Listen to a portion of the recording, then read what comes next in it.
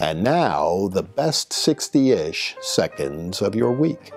You know, as we go deeper into 2020, we're going to hear more and more from the Hollywood elite because they've got something to say about everything. And I was listening to Rob Reiner pontificate about the presidential sweepstakes the other day and some pretty nasty stuff about the president. I was thinking about All in the Family, which will be celebrating its 50th anniversary, about the time Donald Trump is sworn into his second term.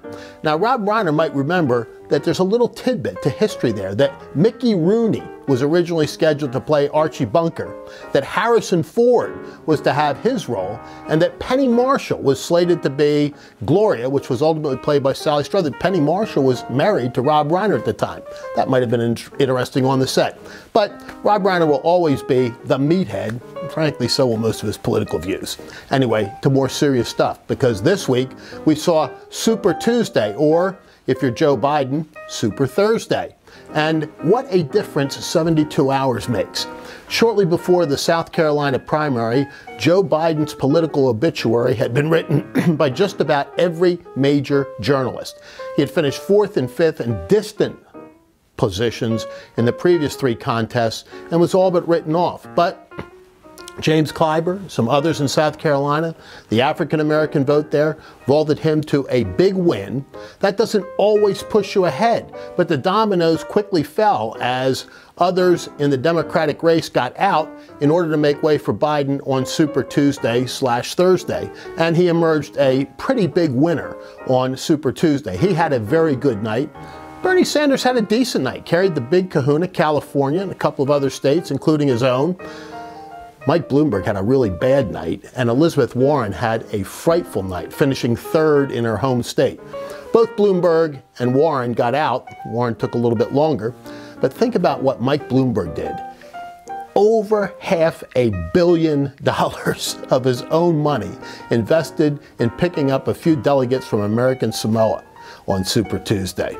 Now, the name Ida Mills may not ring a bell with most. She's from Arkansas, but no relation to Wilbur Mills. She is the famed $11 million delegate that John Connally picked up in the 1980 presidential sweepstakes. He dumped $11 million into the race and came up with one delegate, and it was the stuff of Saturday Night Live parodies and late night television jokes for years. But now you've got Mike Bloomberg dumping $500 million in to pick up just a few delegates. He's out. His money will now go to Biden. Maybe he can do more with it there than he could for himself. But ultimately, Joe Biden is not the centrist that he's going to try to cast himself as.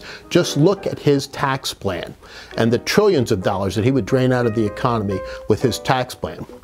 And we know one thing about Joe Biden. He has never been a very effective candidate for president. In his multiple runs, he's never done very well on his own. Now he's pretty much out there in a one-on-one race with Bernie Sanders for the nomination. He'll probably get that.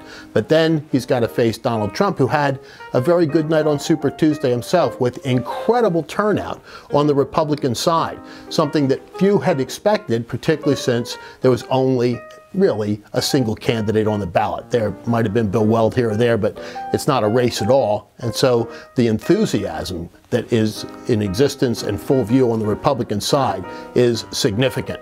And we always like to mention the economy on Saturday morning, and the markets have had wild swings the past few days, largely because of coronavirus, but a few underlying things as well. The largest trading day, market cap-wise, in the history of the market on Monday, over 1,200 points, followed by a 1,000-point drop. And then the second largest day in market history, followed by another roughly 1,000-point drop. Who knows? When Ronald Reagan became president of the United States, the market had not yet hit, well, it had hit, but it wasn't at 1,000 points. It was below 1,000 points. Today, a single day shifts the market 1,000 points or more.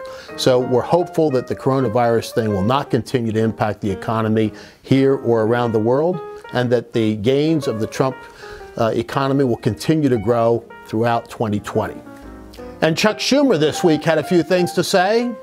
On the steps of the Supreme Court, he essentially called out by name Justice Kavanaugh and Gorsuch, not even mentioning that they're justices of the Supreme Court, of which I believe he's a member, and speaking incredibly disrespectfully of them, and in threatening tones, such that the Chief Justice of the United States felt compelled to step in and admonish Senator Schumer. In fact, some folks were saying that what he did was criminally illegal.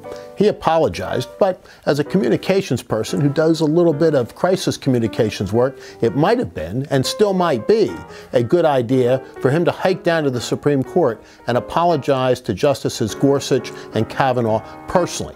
Actually, it would do a lot of good for him, and it would for the country as well.